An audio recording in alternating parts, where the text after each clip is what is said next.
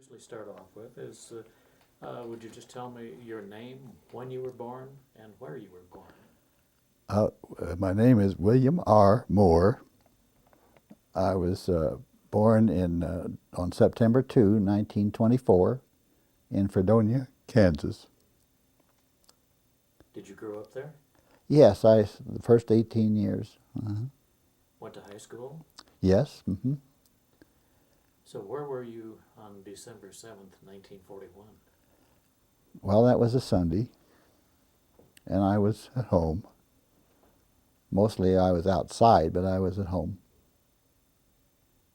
Where were you when you actually heard the news of Pearl Harbor? Uh, I would guess that I was in the living room where the radio was. Yeah. What did it mean to you when you heard it? Not an awful lot. It meant something, obviously, but on the other hand, not knowing where Pearl Harbor was, you know, why it just didn't strike me as how much of an impact it really was on our country. How soon was it that you realized that you'd be going into service? Well, I would say within the next year it was obvious that everybody was going to be, and had to plan your life accordingly and do what you could to get into service you would like, which for me, I wanted to get in the Navy. And the Navy at the time said, we don't need anybody, volunteers right now.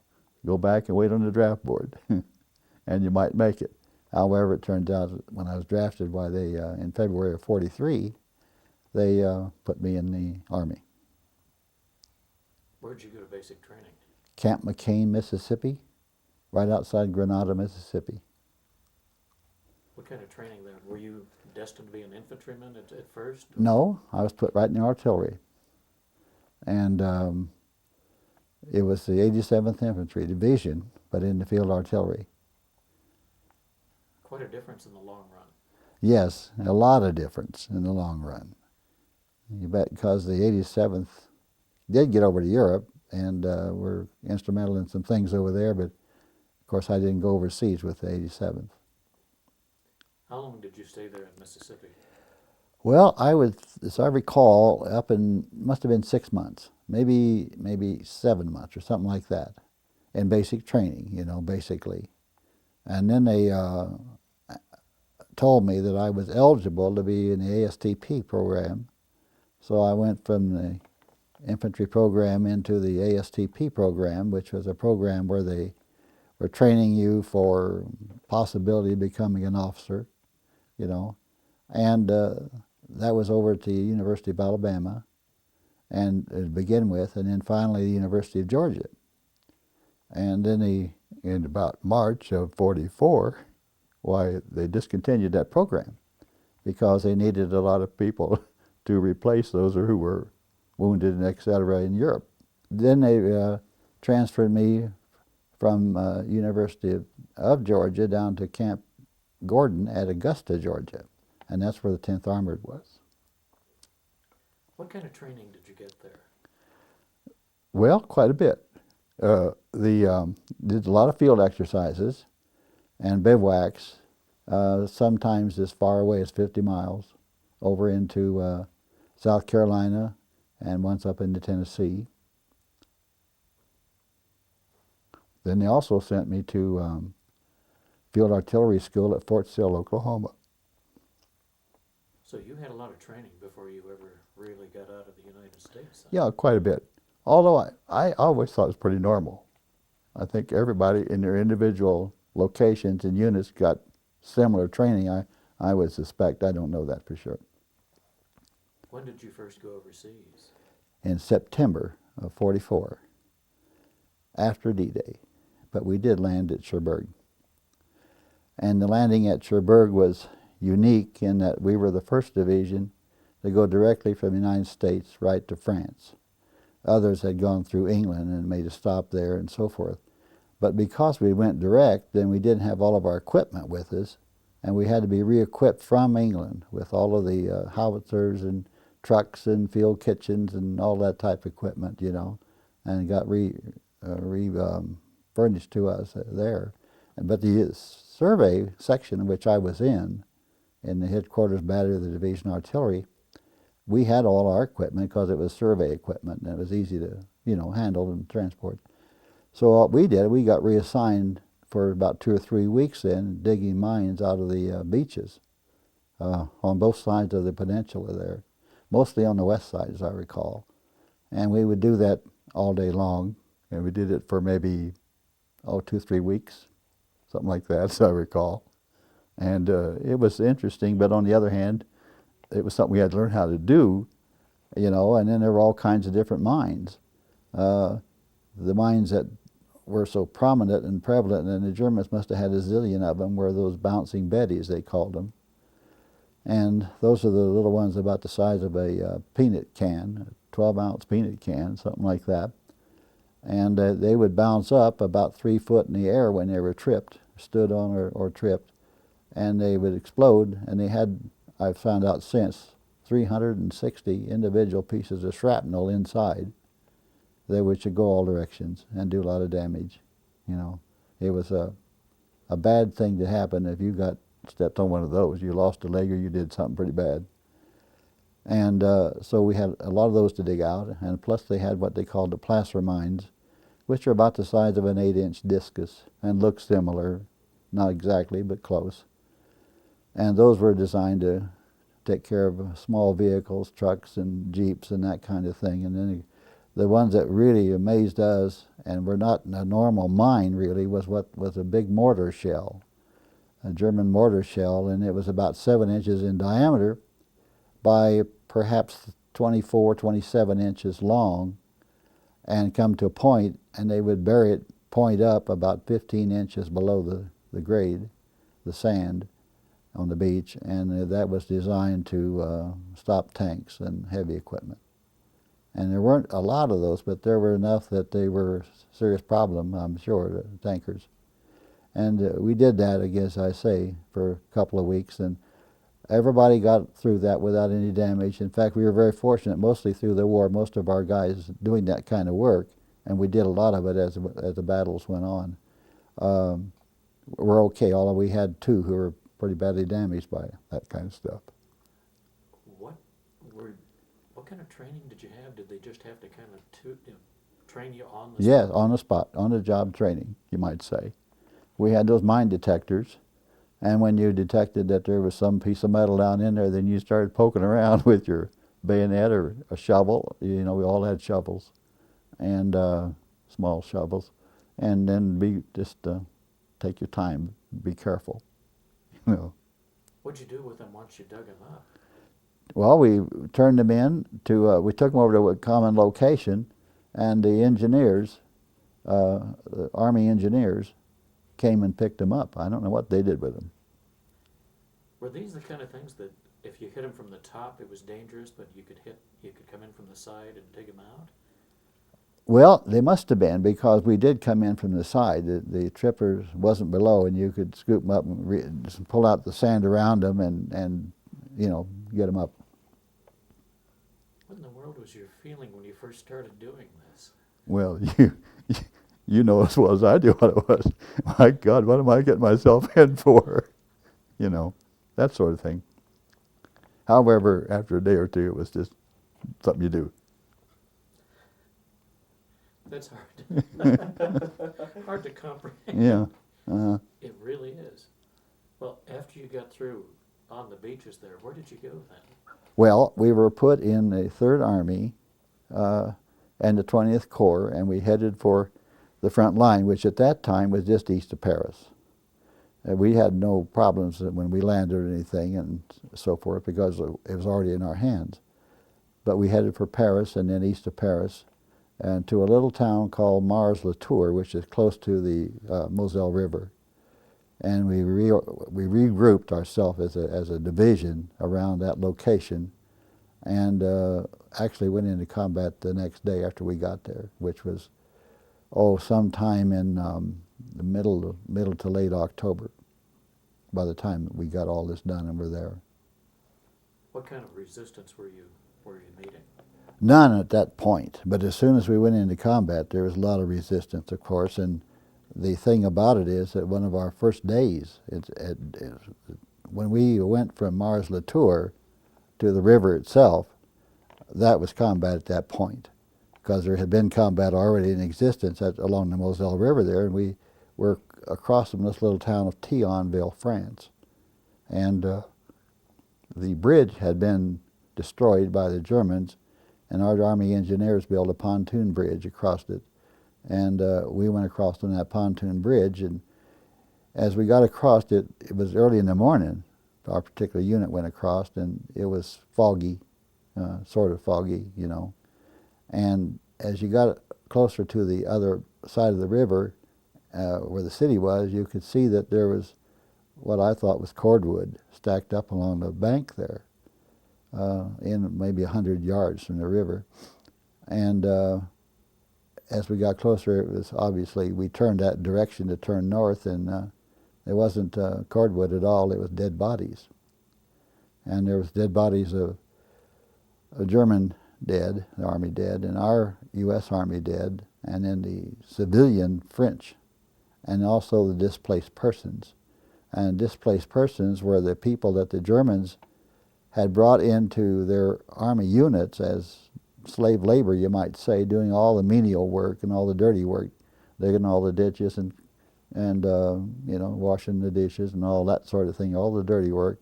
They did it, and they came from Poland or Czechoslovakia or other areas, and they would be men and women and all, just most anything. Not too young of kids, but men and women. And so there were different graves that were dug for each group as a mass burial, and it would be maybe 8 foot wide, 6 foot deep, and maybe as long as is needed to accommodate all the bodies that they had of the individual units. This work was actually being done by the American Burial Unit at that time. There was an Army unit that did that sort of thing, and they would recorded dog tags and those kind of things for our guys, I know. And but the work was being done by the civilians, either the French or the displaced persons who were still there.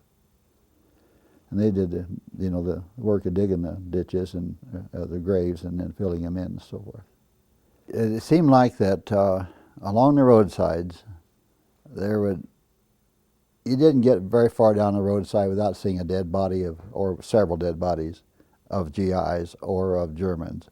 You didn't see an awful lot of civilian dead people, once in a while, but very seldom. But you did see a lot of dead Germans and a lot of dead GIs along those roads that we were traveling. And that was probably true from the time we left Paris until we got clear into late March and early April, or after that, in late April and early May in Germany. You know, there's just a lot of people were killed. Oh, and I'll tell you, one of the worst ones that I never forget was one of our tanks had been hit by an artillery shell.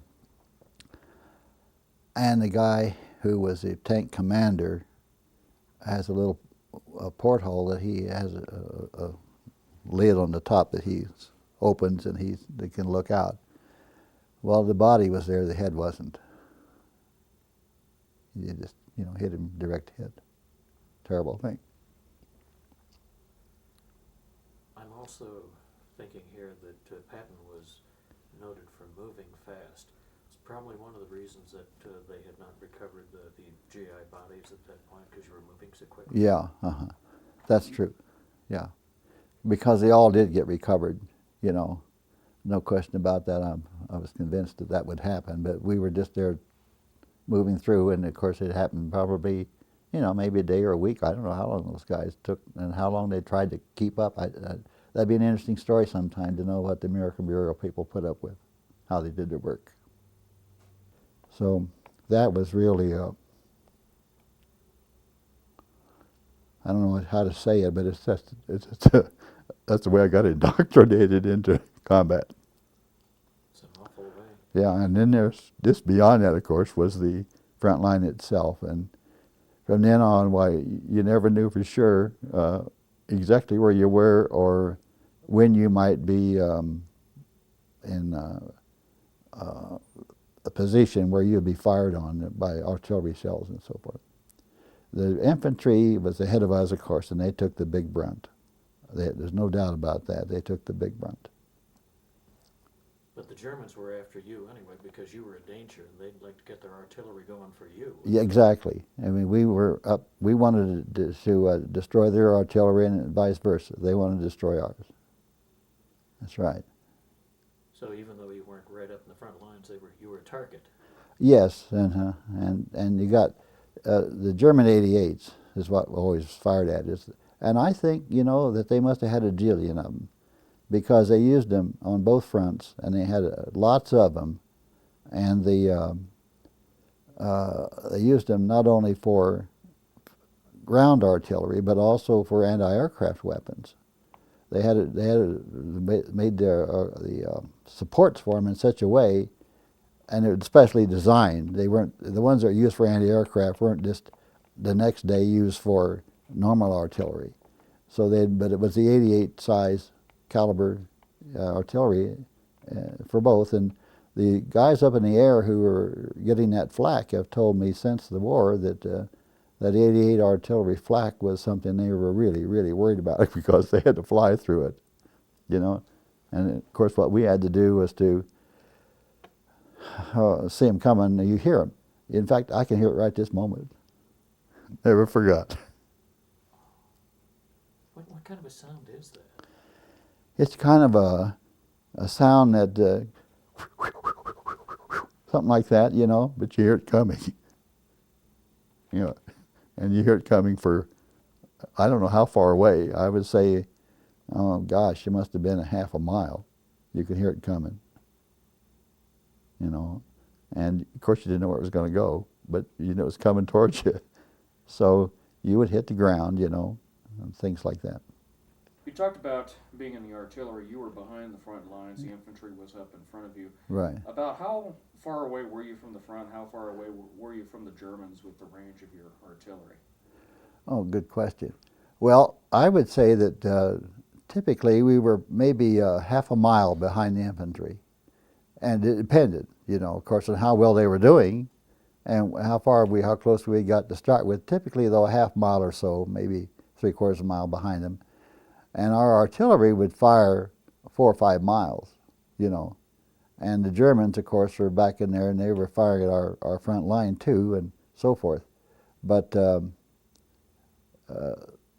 we hardly ever we were never close enough to see the German artillery itself. And I'm sure the vice versa was true as well, of course. Their artillery couldn't actually see us, but they could.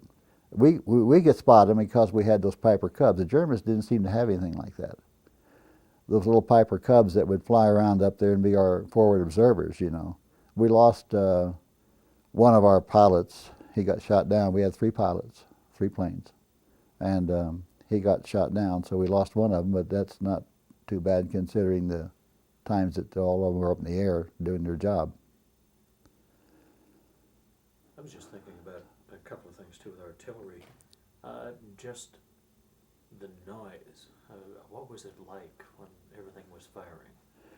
It's pretty noisy, but it wasn't all that bad unless you were, the guys that were right at the guns themselves, it was pretty bad.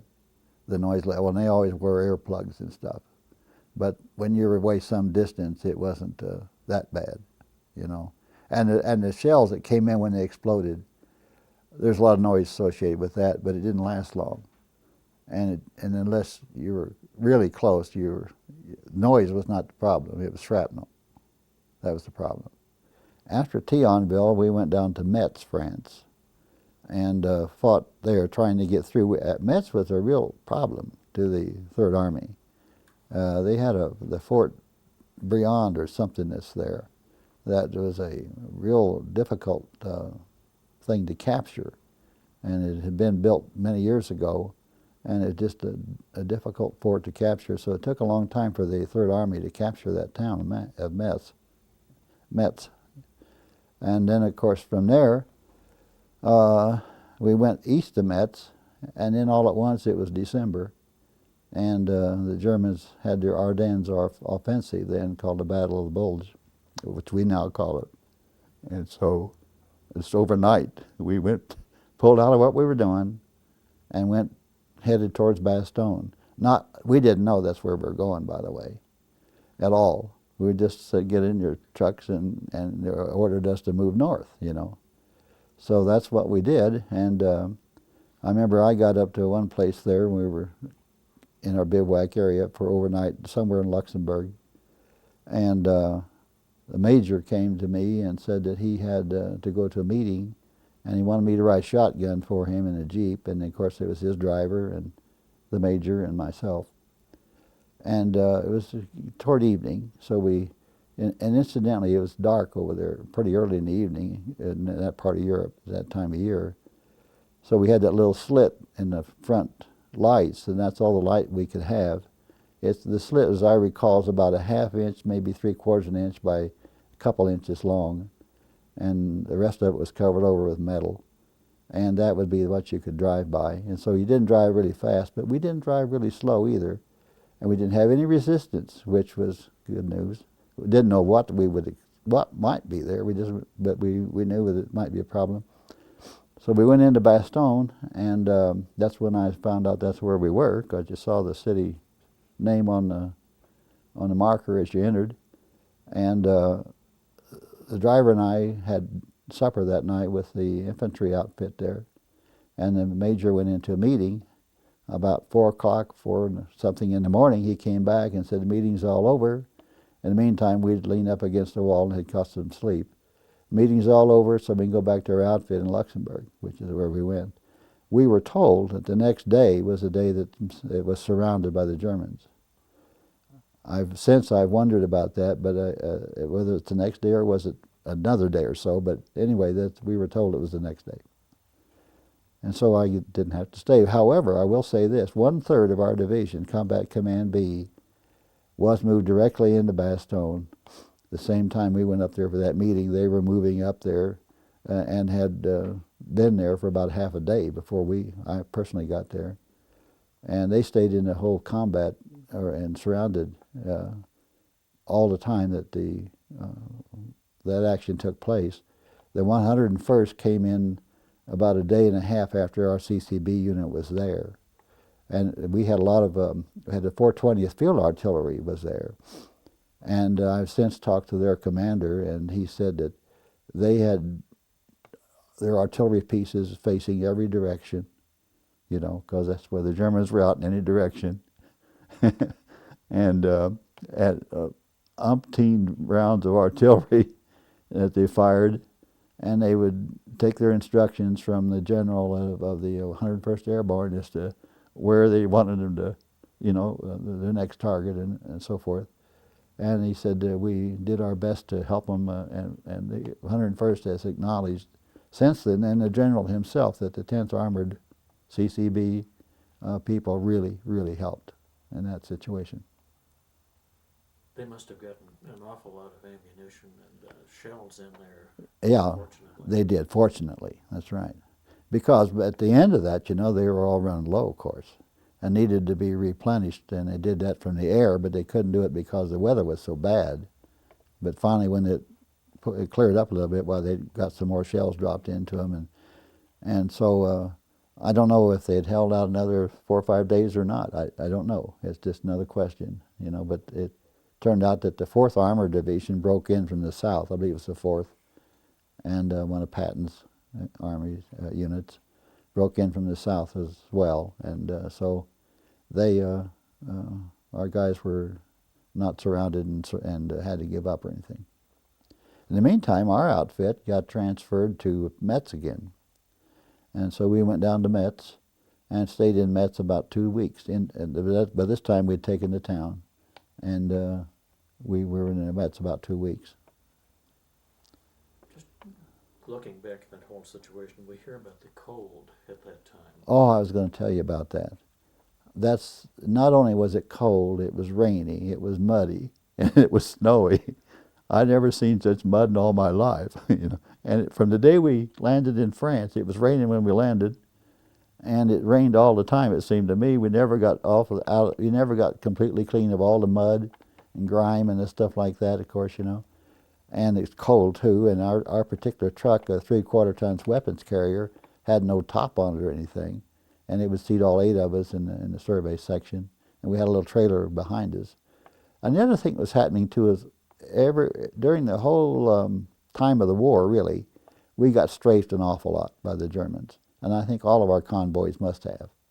But we got strafed an awful lot, and what would you do? Of course, the convoy would stop, and then everybody head for the ditches except our driver. And our driver would head underneath the trailer that we were pulling, and he had a keg of cognac or something there that he would siphon during the shelling, during the strafing, I mean, you know.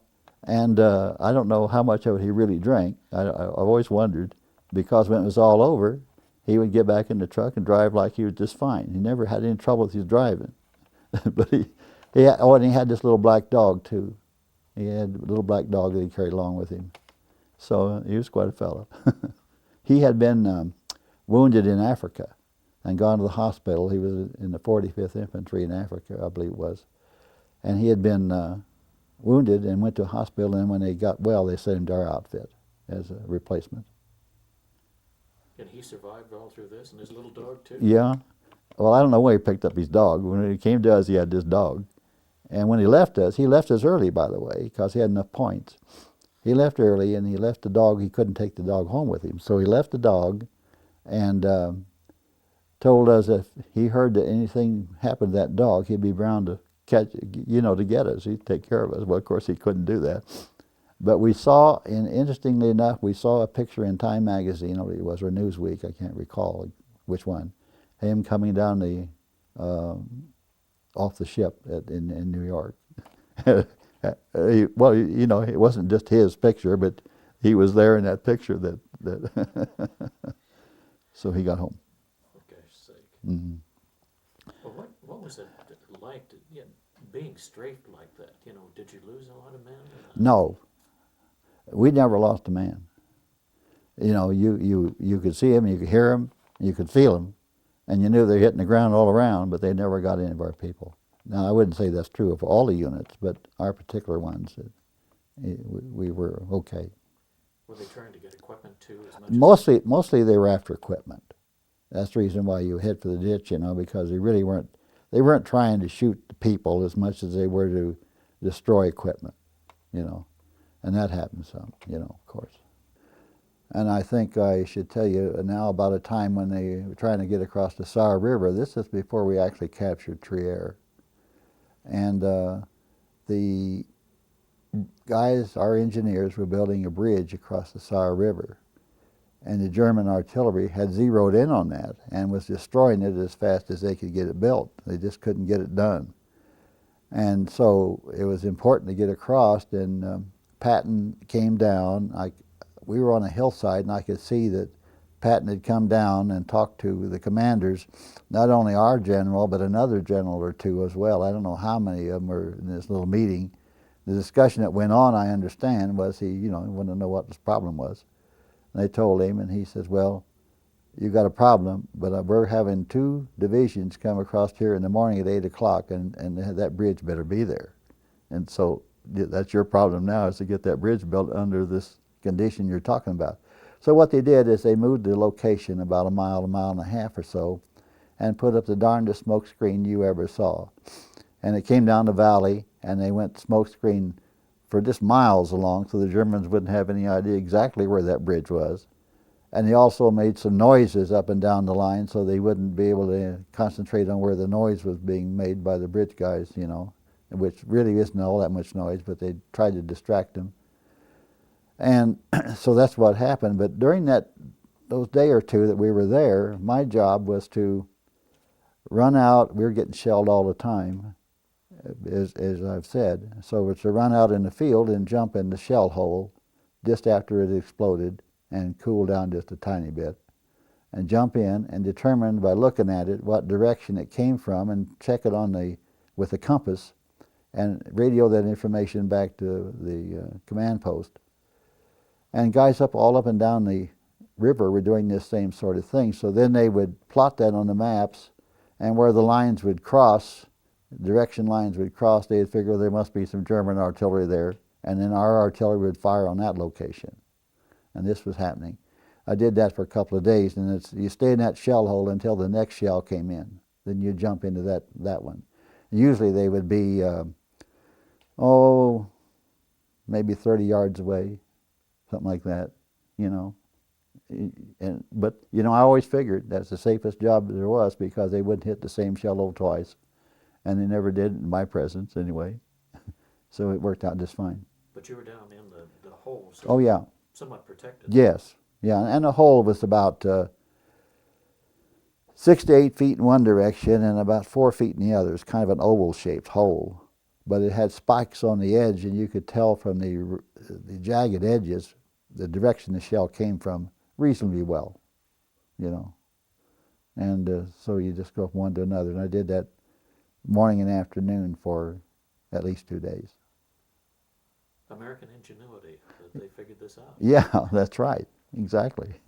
I was going to ask you, you talked about you were in the survey section of this artillery unit. Right. What exactly is the survey section? What does it do? Well, the survey section has got transits and levels. That's not the right word for the other equipment, but you have transits. And you survey just like the guys do on building roads. You've seen survey guys out on the roads, did the same exact thing, except our particular deal was that we would be surveying. We knew where we were on the map, and by sighting where the other incoming shells were coming from, and also the reports that we got back, we could get information. We had a forward observer and stuff on the ground, and you would try to locate where they were, direction and distance, as best you could, and then you would report that back, and they would be plotting all this on the map that way, do it at a ground level stuff. And so actually it was interesting because that's what I learned to do in the service, was do that. So after I got out of the service, that's when I got a job with the civil engineering company for a short while, and they were building at the time rural electric installations in Kansas. And so I did a lot of surveying at that time. During the war, I never got a chance to do that because Patton just never stopped long enough to do that kind of thing.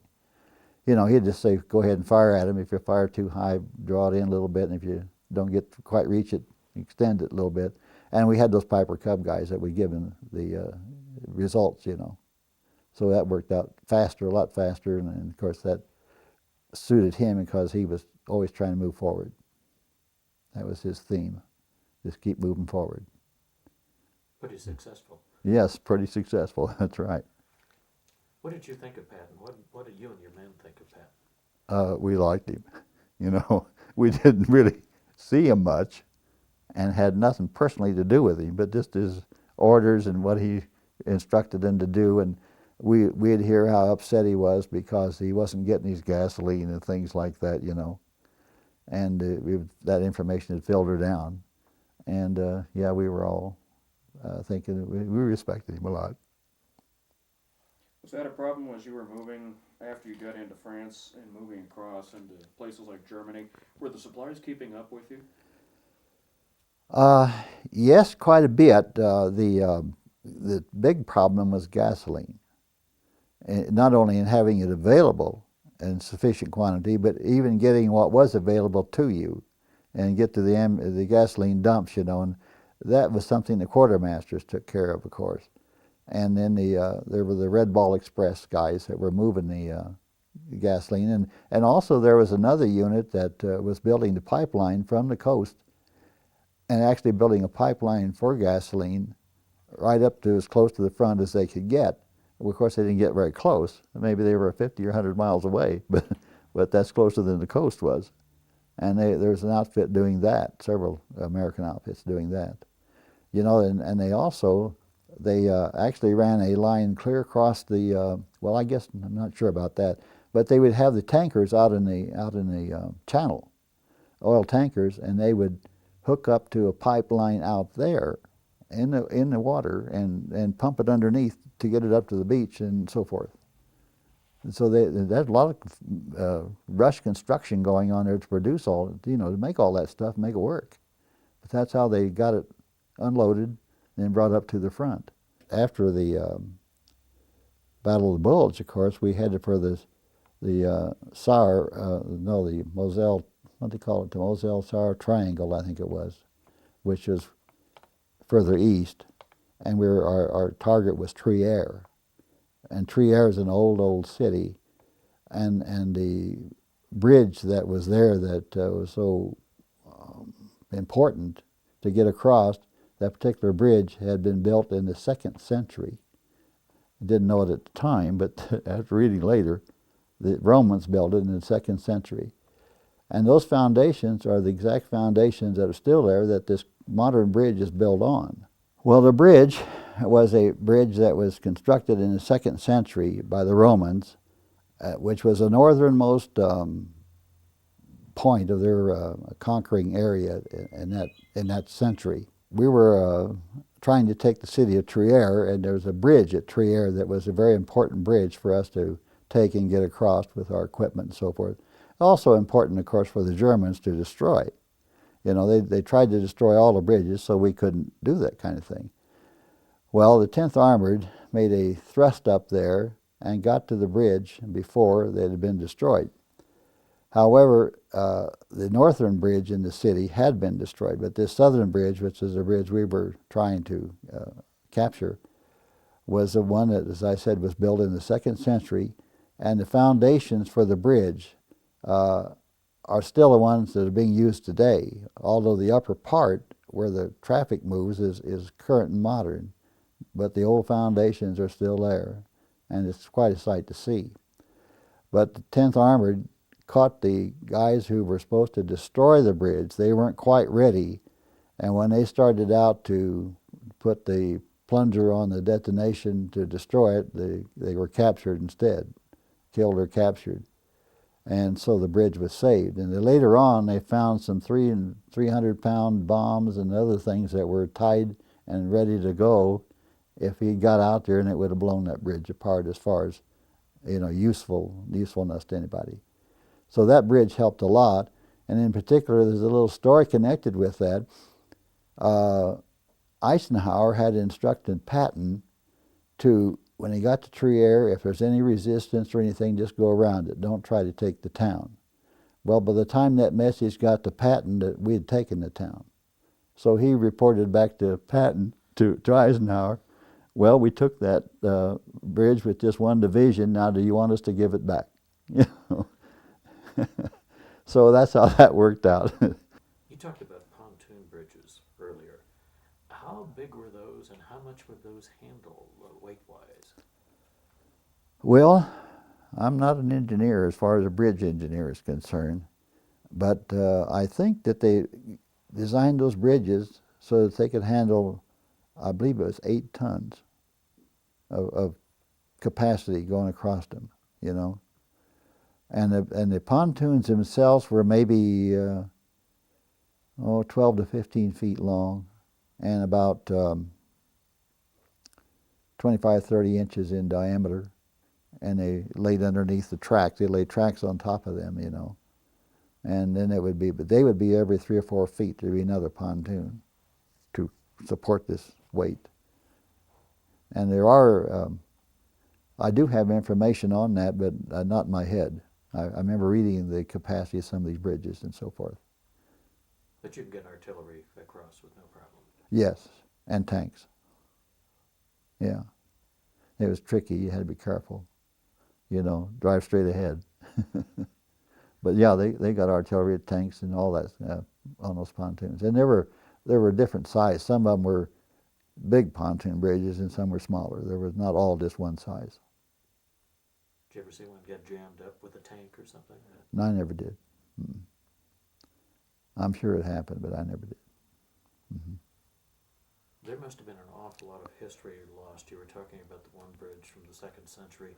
They blew up an awful lot of bridges, didn't they? Yes, they did. Yeah. Golly, I don't know how many bridges were destroyed, but, in our area, all of our rivers have bridges across them every few miles, some small bridges, some big ones, and the same thing over there. But they would destroy all of them as they went across them. They'd end up blowing up behind them. You know, so that's the reason. Then the engineers, Army engineers, combat engineers who had to build those bridges, they deserve a lot of respect. I'll tell you, because what they had to go through to build those bridges under fire, and sometimes the fire got so much they actually couldn't, but they tried to do it under fire as much as they could, and they sent across their own people, you know, to give them some cover and stuff. But the whole process was dangerous, no question about it. And I always admired those guys a lot. They did speed up the end of the war, didn't they? Oh boy, didn't they? Absolutely. Yeah. Did you enjoy hearing from the Remagen Society guys the other night? Oh yes. Yeah, that was fascinating. Yeah. I had a fellow in our church. This is, you don't have to put this on this film. I had a fellow in our church, Cecil Dodson, who was a member of the 44th Engineering Battalion, and he died just recently. But anyway, he was a member, and his widow gave me some of his papers to read. I tell you, it was pretty interesting to read how those bridges are constructed, and this is where I have all this information of how big they were and what weight it would hold and stuff, and with troubles they went through trying to get bridges built. It was interesting. And so we took Trier, and we were there a few days, of course, and then we headed east further, and we headed east towards the Rhine River. Now this is in March by this time, and then going east towards the Rhine River, we passed through the towns of Kaiserslautern, and that's a big town, and some of the others along the way there, and crossed the Rhine at Mannheim, which is north of Heidelberg, and then turned south to Heidelberg. And Heidelberg's an interesting town. It's a university town. And the Germans said that they would not defend that town, and we said, if you don't defend it, we won't destroy it. Well, that's fine, because there's a bunch of, you know, it's always a university town, and there's a college and everything, and it's a well-known, and that's where our Army headquarters right now in Europe are in Heidelberg. We have 20,000 people there, that I've been told, out of a total population of 140,000. So we're quite a presence in the town.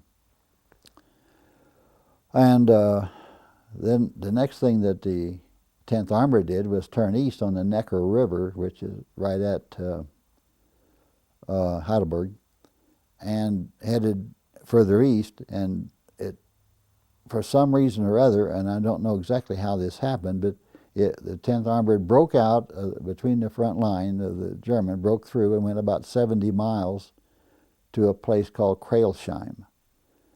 And it's just a small town, and but it was an important town because of its railroads and roads that came in and out of it and so forth. And we had about 4,500 people, and we went in and took this town. However, we were quite a ways in front of our other troops. They were supposed to have had the same kind of effort on the left of us and on the right of us, but it didn't happen for whatever reason. So we were kind of out there like you might say, a sore thumb, and so the Germans just cut it off, and they completely surrounded the town. For a few days, it'd be open in the daytime, and then it'd be closed at night. And so when the morning started, the Germans had it again, the roads coming in the town. And so, however, it got so that we didn't have any access in or out, no movement at all, except, of course, we had 4,600 of us, something like that, in the city. And we really got strafed, by the way, and also bombed quite a bit.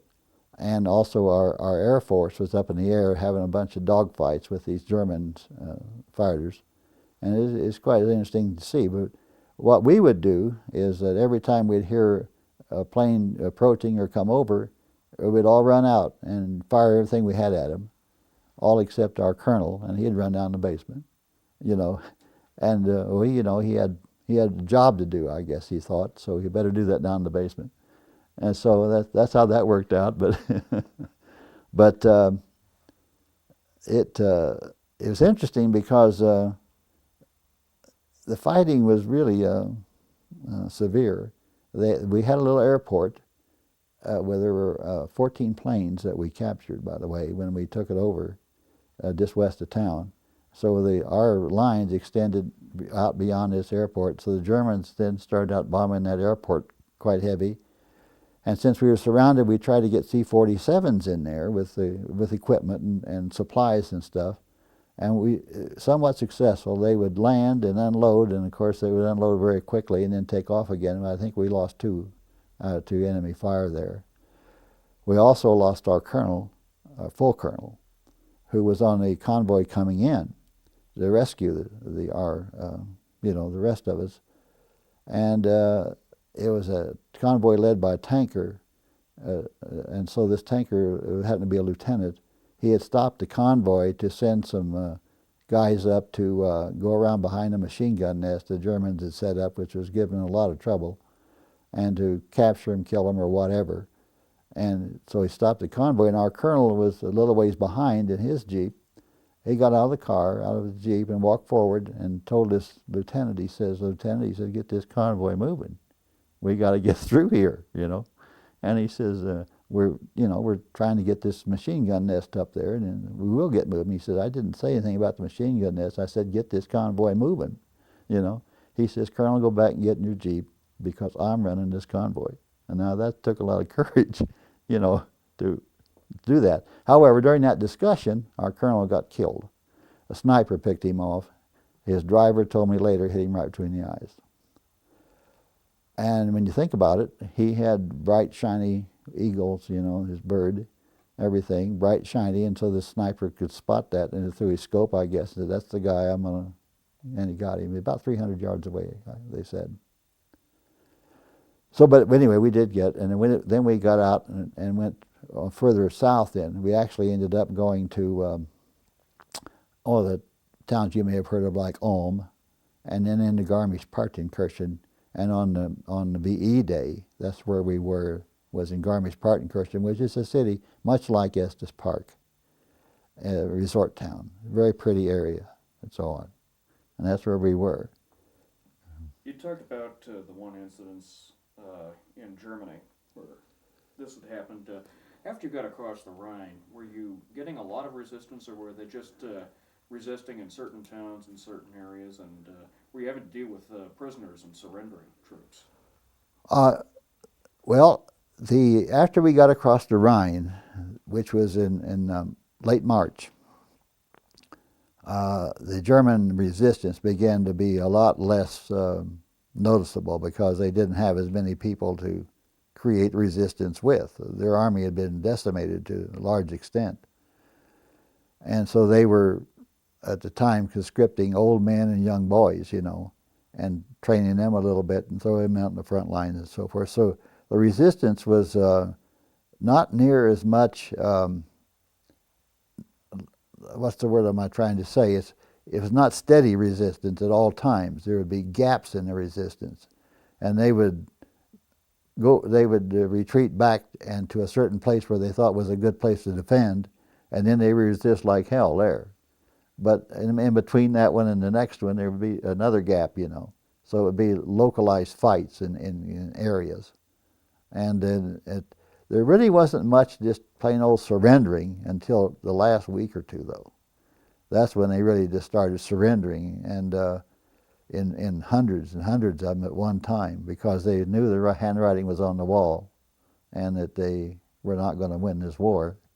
And so they just all pandemonium broke loose among them, I guess, and they started surrendering en masse. To deal with once that started happening, and after the war was over as well. Well, the thing was that if you accept them, if they surrendered to you, you're responsible then for getting them to the prisoner of war camps that were being built, or finding some MP unit who would take them, one of the two. So what you tried to do is avoid having them surrender to you. Have them surrender to the next guys, not you. That's the game that was played, you know. And you'd see these guys marching up the middle of the autobahns without their guns. They were surrendered, and maybe every 250, 300 of them would be a GI with a gun, and he was guarding them up the middle of the autobahn, heading towards a prisoner of war camp somewhere, you know, and there'd be hundreds of them.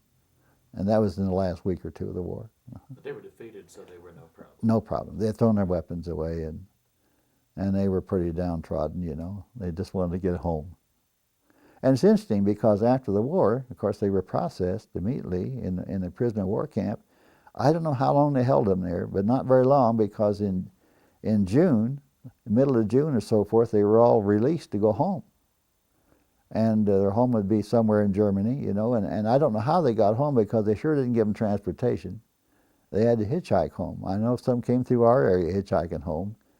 And in fact, one fella came through and he had a 3-wheeled car. The first one I'd ever seen, you know. And it was not only that, it was powered by steam. And in order to get the steam, he had a tank on the back where he had like a water tank with a fire underneath it, and it was a wood fire. And he would generate the steam, and it would drive that car. I never saw anything like it. I know we helped him get going one time, because we didn't want him to stop in our area. We gave him all the help we could, get him on his way. Which he appreciated. Yes, he did. What about the people across Europe as you went across? What was it like? How did they react? Well, interestingly enough, the French were always very gracious and thankful, you know, and tried to help you any way they could. Of course, we went through a lot of farm communities. I can't speak for what happened in the city so much, because it seemed like when we got to the city, they weren't any there. I mean, people were gone somewhere. I don't know whether it was the Germans had driven them out or what. But you didn't see many civilians, to tell you the truth. The fight was going on all the time, but you didn't see hundreds of them or anything. Just some families once in a while, you know. But when you got into Germany, there was a lot of, what would you call it? They didn't like you. You know, you were fighting their boys, you know, and I can understand that. And once in a while, they would try to do something about it. I only recall one instance that was able to observe in the area where I was, and there was this old lady who came out with a Molotov cocktail to throw at one of our trucks. She was at least 60, maybe 70. You know, she came out with this thing in her hand, but she didn't live. You know, the guys just had to do something, so they shot her. But that's the only time I saw that sort of thing happen, just that one time. Now, there are lots of things that happened along the way, you know, little stories I could tell you if you're interested in some of those. Yes, definitely. Okay. Well, in one instance, we got a hold of a goose, and we decided we'd fatten up this goose and eat it. So we put it in the compartment underneath the seat, which normally would have held hand grenades. We moved the hand grenades over into another compartment and filled it, and then put this goose in that particular spot under the seat there. And we hoped that as we moved it, and as the convoy would be stopped, that the goose wouldn't make any noise, so that somebody would spot that and we'd have to get rid of it. Well, that goose cooperated quite well. We fed him at night with some grain that we'd picked up and so forth, so that we fed him and watered the goose, fattened him up pretty good. Carried him about 3 weeks, and then we couldn't kill him. So we gave it to a farm couple, and I'm sure they enjoyed that goose, which is fine with us, you know. And then the other thing was that we were sent down to no man's land at one time, our particular unit, the survey section. And we were sent down in no man's land, and that's the space between the front lines of the two combatants. The Germans were on the north side of the river at the bank, and we were about 2 miles south of it on the hill, range of hills there, is where the front line, or no man's land, excuse me, was all that in between. So we were sent down there one day to scout around and see what was down in that town. There were several little towns. So we got down there, and we were in a basement looking around, and I heard this maniacal laughter and machine gun going off, you know. And we looked out the window. We could see just a little bit of the road out the window. Here came the Rosewich, who was the chaplain's driver. He was also sent out on this mission, firing at this chicken with his .45 caliber grease gun. And if it ever hit that chicken, you know, he'd have blown him apart. But they were dodging back and forth, and he was laughing. That was all that maniacal laughter was the Rosowitz. So that was kind of funny. But in that same town, on the second floor of one of the houses, there was a woman laying on the bed dead. She was about 50, I estimated, fully dressed and just dead, and looked natural. Now, I don't know how she died, natural death or poison or what. But on the floor of that was a picture of Adolf Hitler in his parade, standing up with the arm signal up to Heil Hitler thing, and the crowd cheering him, of course. And so I picked up that picture and brought it home. And I still have it, of course. But that's my souvenir of that little town. So that was something. One night, and I think this was in France, a buddy came up, and it was late at night, and asked me if I would go with him to help a farmer who was in the town there. And I said, help him what? He said, well, he's having trouble. One of his cows is giving birth to a calf, and we're having trouble. And so he said he needs some help. I said, fine. So we went down there, and this farmer had this cow tied to a post in the barn. Now, in those places, by the way, the barn was just another part of the home. And there would be a partition between the barn and the home, but you walk right out of the home and you walk right into the barn. It's just the way they did it in some of those places in those days.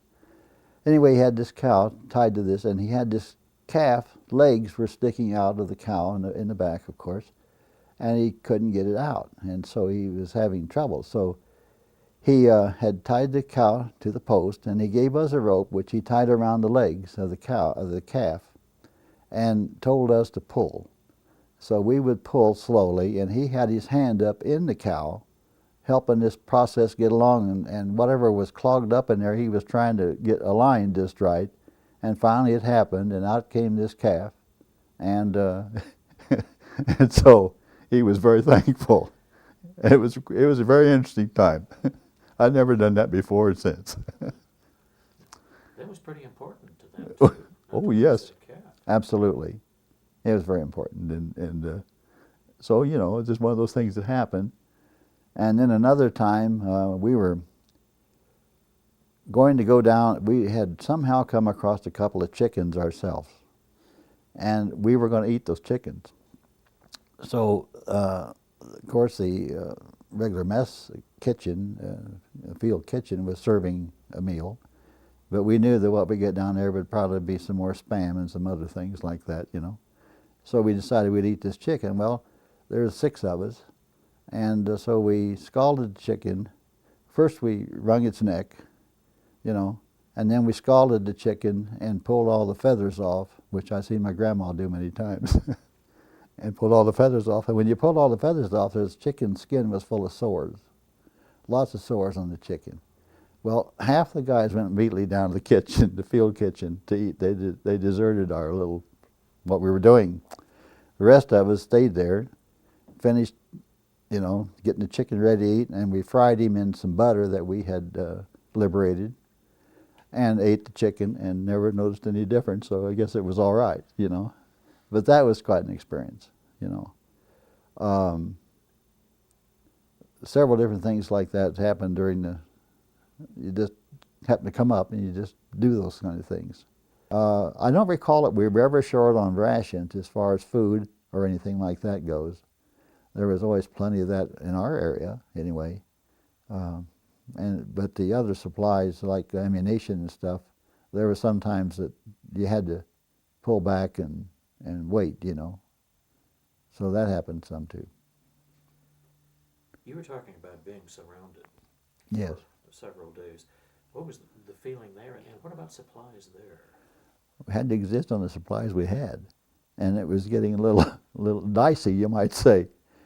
That's the reason they would fight so hard to get in the daytime and bring some supplies, and then, of course, at night the Germans would close them out again, see? And it would be a battle every day to get supplies in if you could, and sometimes they couldn't. But yeah, that was a problem. But you know, I guess just dumb luck or ignorance won. We didn't think that we were ever going to get cut off completely and forgotten. If we weren't, we got out. I'm going to run back to the sea rations. You've actually talked about this. A lot of the guys have talked about it, but people don't even have any idea what sea rations were. Well, sea rations consisted of a can of Spam or similar, and they had crackers in it. They also had cigarettes, as I said. It's some sort of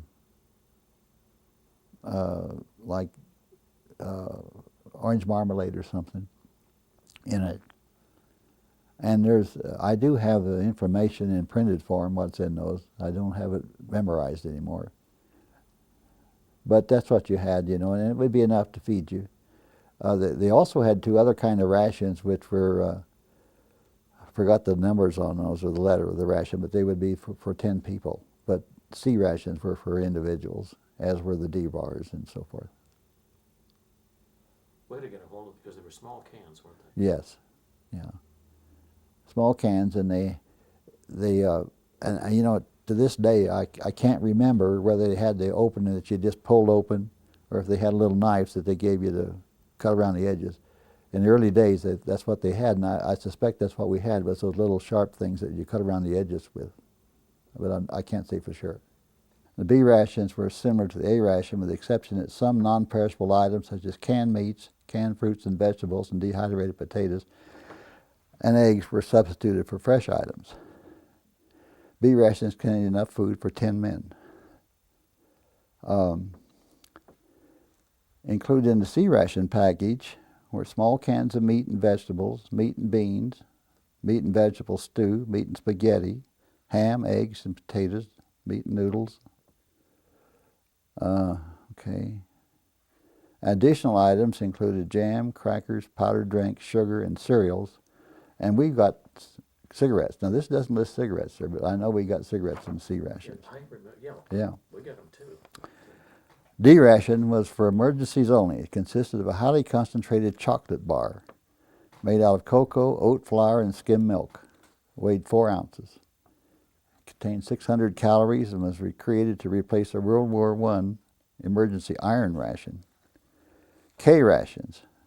And the K rations was we got K rations as well. Single meal was packaged in a waterproof 6.5-inch long cardboard box. Each box was labeled as breakfast, dinner, or supper. Consisted of fruit bar, Nescafe, sugar, crackers, small can of ham and eggs. Dinner and supper contained either a can of cheese or potted meat. Potted meat, I can't stand that stuff. Crackers, bouillon cube, orange or lemon powder, sugar, chocolate or other candy, and Wrigley's chewing gum. That's K rations. So, anyway, that's what, I dug that out somewhere. The rations we got, C rations, I believe it was, included cigarettes. And I didn't smoke, and but I did eat chocolate. So D ration was a chocolate D bar. It was an energy bar. It was really hard. You could use it as a hammer, I believe. It was that hard, you know. And as I've said to myself before, I imagine if I hadn't eaten all of those, it'd still be good, you know, to eat.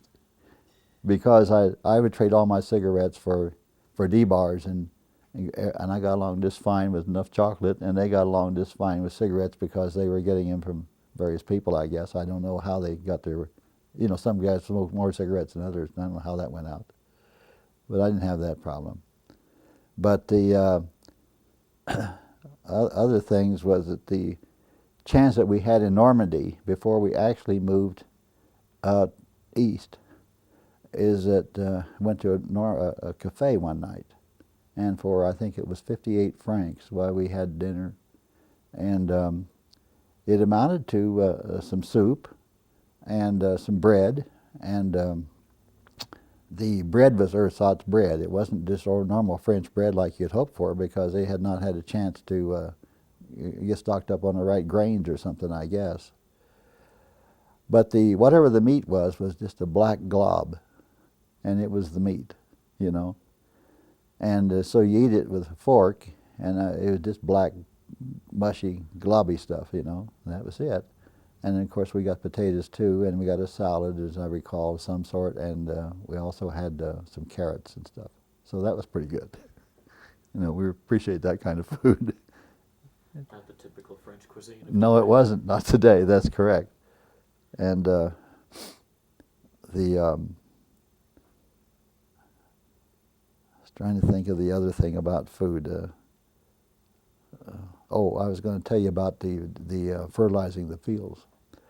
Well, as I told you now, in these little hamlets, there would be 6, 8, or 10 homes in a hamlet, and they would not only have the houses, they'd also have the barns as part of the house. Then the farmers would go out in the fields from there, and they might have to walk a kilometer or better to where their field was to work on.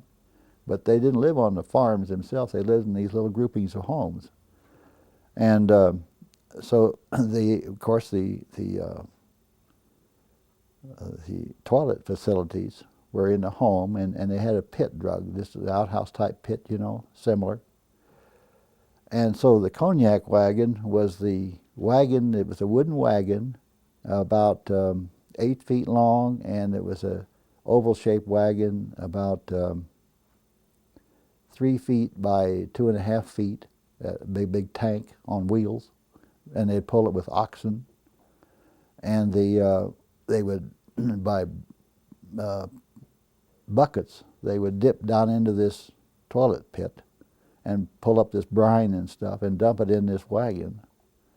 And they would fill it up as far as they could, I guess, with the supply they had. Then on the one end of it had a little spigot, a wooden type spigot. And when they opened up the spigot, it would spray. As it hit the spigot, it would spray, so that when it hit the ground, it was in the spray form. And they'd pull this around through their fields to fertilize the fields, and the women did this work. And in addition, what they also did is they milked the cows. And they had these oxen where they would put racks, wooden racks on them. And on either side of the cow, they would have racks that would hold about 3 10-gallon cans. And so they would pour the milk that they milked the cows into these cans, and then they hoist them up on this rack. And these women would do that too. When you think of a 10 gallon, a typical gallon weighs something like 8 pounds, So they would be 70 pounds or something like that in this tank, and they'd hoist it up and put it right up on that rack, and that's how they milked their cows too. And we couldn't get over the fact that that's what the older girls and the young women were doing. Of course, the men were either gone or they didn't do that anyway. What was it like at the end of the war, too, just when you found out? Oh, it was something else. It was great, wonderful. Even the German people were thrilled. They were happy it's all over, even though they lost. They seemed to be, and the people in the city. We happened to be in Garmy's Partenkirchen at that time, and we put on a parade for them. We had to clean our vehicles up, really make them spotless, and we had to dress up in our best clothes and march down the main street, and so forth with the flag and everything. And it was quite a time. But then, of course, people started thinking about going home. Well, to go home, you had to accumulate. The key was 85 points. Those who had 85 points, and that depended on how long they'd been in service, if they'd been wounded or not, and the other thing was how much had they been overseas, and things like that. And it certain counts, and if you had 85 points, you went home right away. And most people didn't have that. So you had to wait, I had something like 60-some points, as I recall. And so I didn't go home right away. But I got transferred out of the 10th to the 45th Infantry, who was up in Munich at the time. And the idea was they were going to go to the South Pacific. And since I only had 60-some points, I wasn't qualified to get out or go home. And we stayed there and got preparation there. And then we headed for the coast, and we went down to Le Havre, France, at Camp St. Louis, as I recall. And we were there for quite a while, at least a month, and preparing our equipment for shipment on board ship and everything. Well, at the end of the work day, which should be 8 o'clock at night or something, they opened up the canteen serving beer. Now, the way they served beer was in 5-gallon cans. The jerry cans that they had, for carrying fuel for your Jeep, that kind of can. So they served beer in those 5, and that's the only way you can get it. It was 16% beer, made there in Reims, France, as I recall. Well, I never drink, but I'd go with the guys, and because what you do is you get in this big long line with your jerry can and your individual canteen cups. And you go through the line, fill it up, and the idea was to time it so that you went back to the end of the line and you drank it as you went along, getting towards the front again. And the big success was if you were filling up at 8:30, just as they quit serving it, Then you take it back to your tent and finish drinking it. Well, we had one guy named Martin, I'll never forget this fella, from Boston. It didn't matter how much was left when everybody else got all they needed. He'd finish that can. He'd sit over in his bunk, he's in his cot, and he would start singing. And he'd sing various songs, but one I remember is "You Get No Bread," and then no sound, no nothing. And maybe 10, 15 minutes later he'd say, "With one meatball."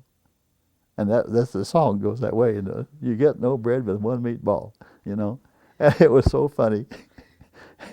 And then when he got all done with that, he'd go down to the shower facilities and he'd clean that can out, ready for the next night. He'd get up the next morning, just like everybody else, and do his work. I don't know how this guy did this.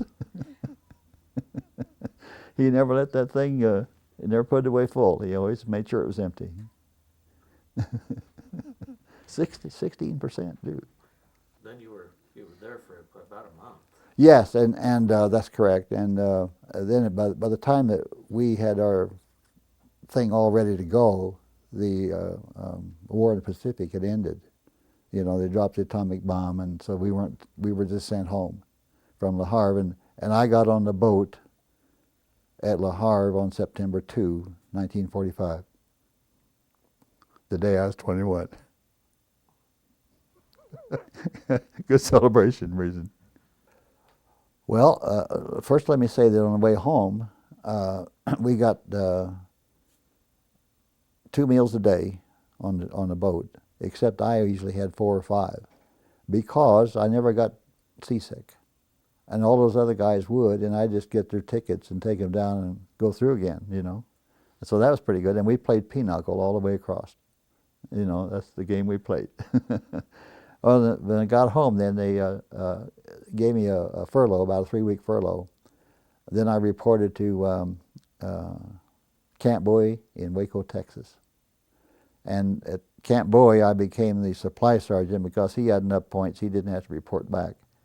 And I became the supply sergeant, and one of the things I did was to pack up the stuff and ship it back to the hometown and the address where the guy didn't come back to the camp and send him his stuff, One fellow had a 20-inch slide rule, and that's quite an unusual slide rule. And of course, I was an engineer, thinking about being an engineer, like math a lot.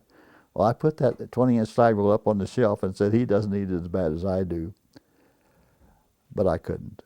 After a while, I sent it to him. It was his, But I was tempted.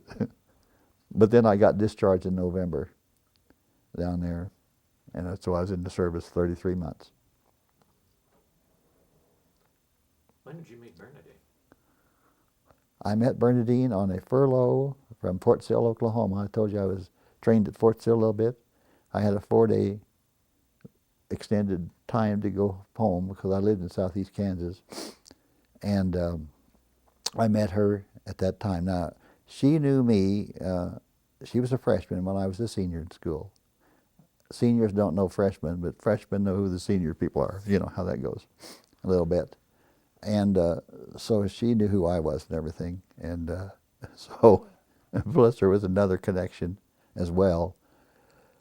One of their closest friends in Oklahoma happened to be my grandmother, and I didn't know that. And she didn't either until the grandmother came up for a funeral, and went to see them as well. But anyway, one of my friend's fathers asked me if I'd like to meet the prettiest girl in town. I said, well, sure. And he introduced me to Bernadine. And he was right. So that's how I met her. Gosh, how long have you been married? 57 years. Got married in 47. Be 58 years soon.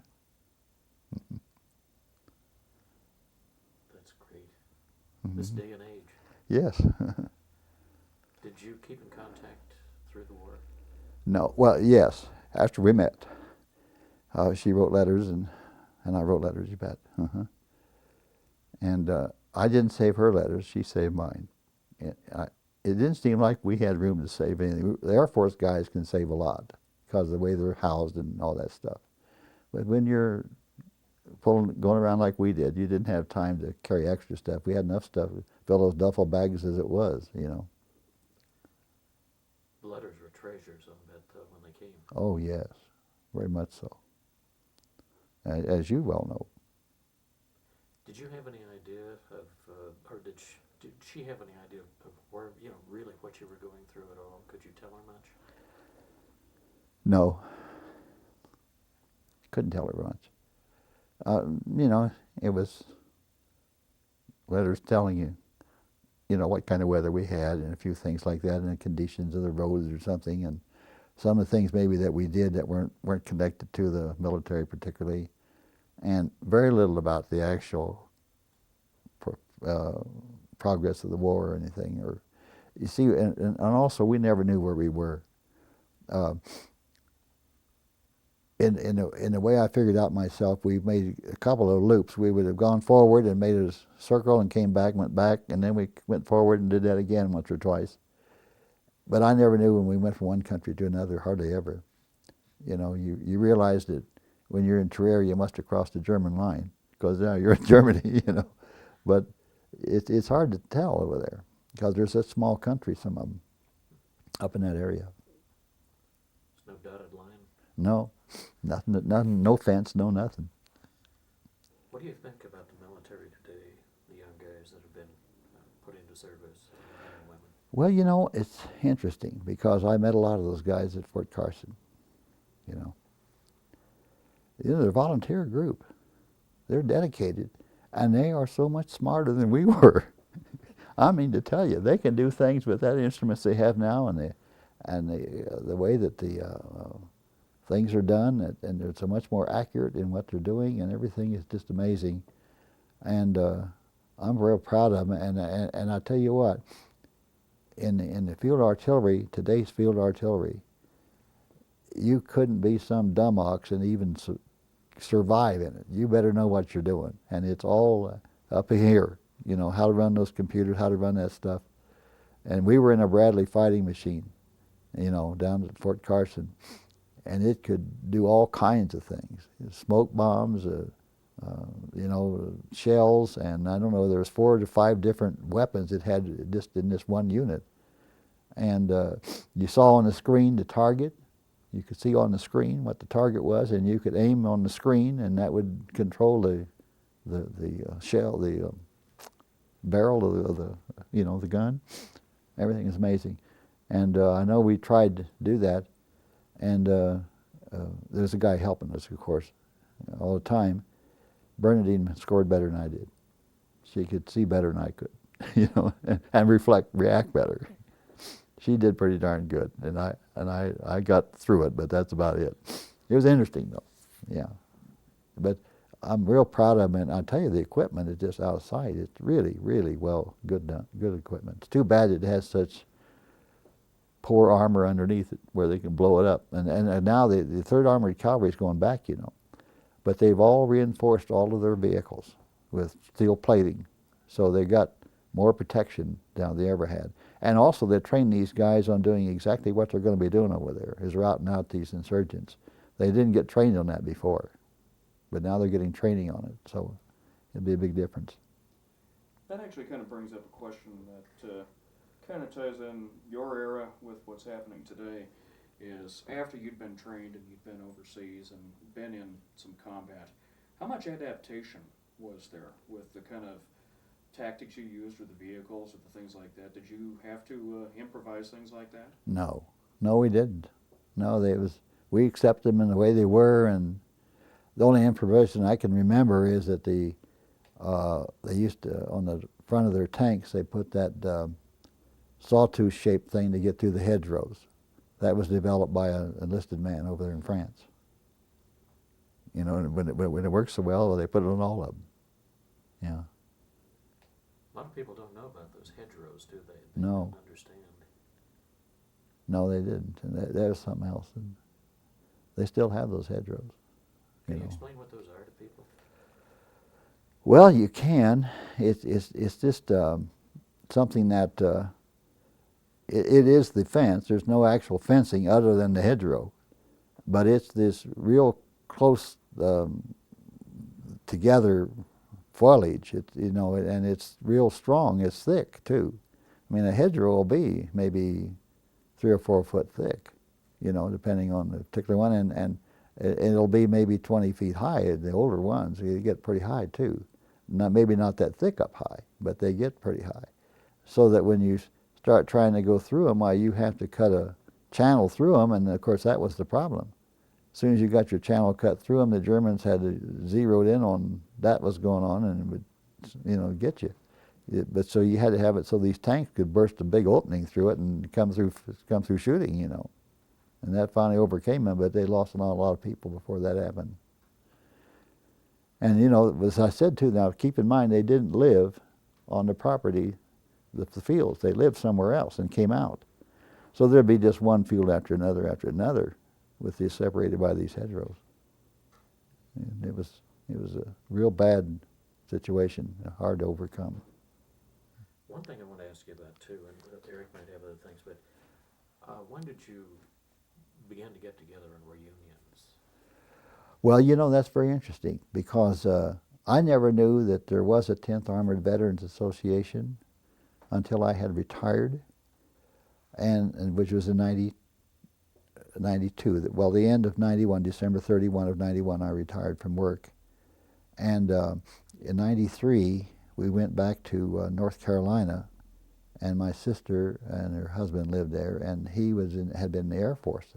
He had contacted his representative and gotten these medals, and he said, "Did you ever do that?" And I said, "What are you talking about?" I didn't know. What medals? He said, "Well, you're entitled to certain medals." So I said, "Okay, fine." So when I got home, I pursued that with Senator Brown, Hank Brown. And in the process of that, the guy in Washington, D.C. I was talking to asked me if I'd be interested in the telephone, and the man's name who was in the 10th Armored Veterans Association, the National Association, he was their secretary. I said, "Well, sure. I don't know what you're talking about, but yeah, sure." So he gave it to me, and that's when I found out we had one. So I've been attending reunions somewhat since then. Were there a lot of guys that kind of missed out on that or had no idea? Oh, yeah. Yeah, there are a lot of guys. We had something like 2,500 addresses, and a lot of those guys, they had known about it at one time, but it had gotten away from them or something. They never come anymore, or they passed away, but they still get their mail and it isn't returned. So, but a lot of guys are not that interested in it. You'd be surprised. What was it like when you went back to the first reunion? Exciting. It really was. Very exciting. And we have reunions now. The Western chapter has a reunion in every year. Right now we're going to Phoenix. It will be this year. The year we had it, of course, it was at Fort Carson. But the National has a reunion every year, and last year it was in Washington, D.C. So we went to the memorial. This is what this is. That had to be something that when the first time you go back and see these guys. Excuse me. We'll just stop. Yeah. Yeah. I don't And for guys, well, keep in mind now there were, at any one time, 13,000 guys, and there were, of course, more of them because they replaced the ones who were shot, wounded, and stuff like that, killed. And so the total complement might have been 17,000, 18,000 or better, And so they're all eligible to be in the reunion. So a lot of guys you wouldn't know, and you know mostly the guys in your own outfit, and in my case, my own survey section, And there was, I never ran across a guy at the reunion from my own survey section, but there was a couple of guys in the battery, which is 81 men. And that's the most I've seen. But it's been wonderful, and you get acquainted with these other guys, Did you ever keep in touch with anybody from your own section there? No. No. You came back in those days and you just went on with your life and you didn't even want to think about it for a long time, you know. That's with probably most of the guys, wasn't it, for years and years? Yeah. Yeah, you just, that happened. I was there, but now I got this life to lead and I'm trying to get my business going and my family and all that, you know. I think that's typical, really. That's a priority. Yeah. When did you start getting involved with things like Regis and talking about it publicly more? Well, it was after I knew about Regis. And I don't know how I heard about Regis, but we've been going about 6 or 7 years now. We didn't get in the beginning. Somebody told me about it, and so we went over. I'm not sure whether it came across through Rick Crandall at KZW or where I first heard about it, but it could have been, because he's very faithful in talking about it. How do you feel about this program in Regis? I think it's an ambitious program. I like the program as far as what it does for those students.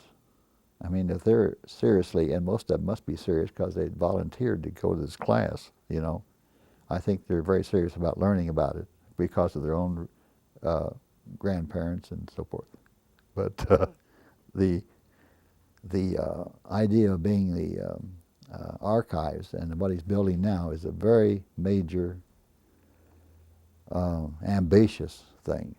And whether it can really happen like he wants it to happen, I still have a question in the back of my mind because it's so magnanimous. What I want to try, it has such a magnitude to it, and there are current archives elsewhere, you know, now, like the one down in New Orleans, which is the D-Day thing.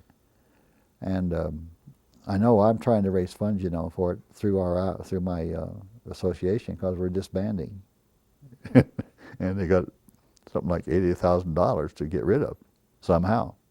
So I'm saying, well, why not send Regis? I asked for 10. We'll see how that works out. But one of the guys has already responded and told me that he thinks that we should devote our funds to other places than small, isolated places like Regis, you know.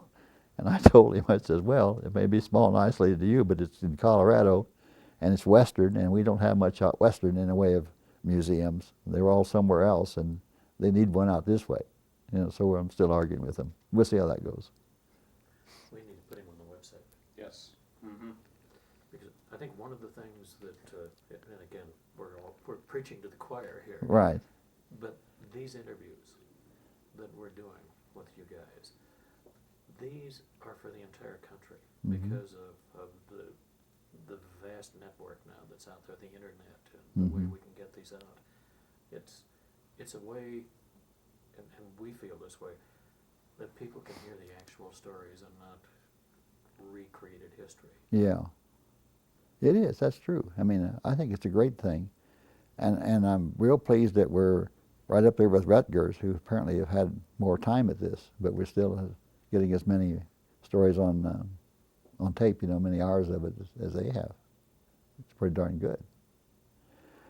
I'm all for it. I'm really hopeful that we're going to do exactly what Dan wants to happen.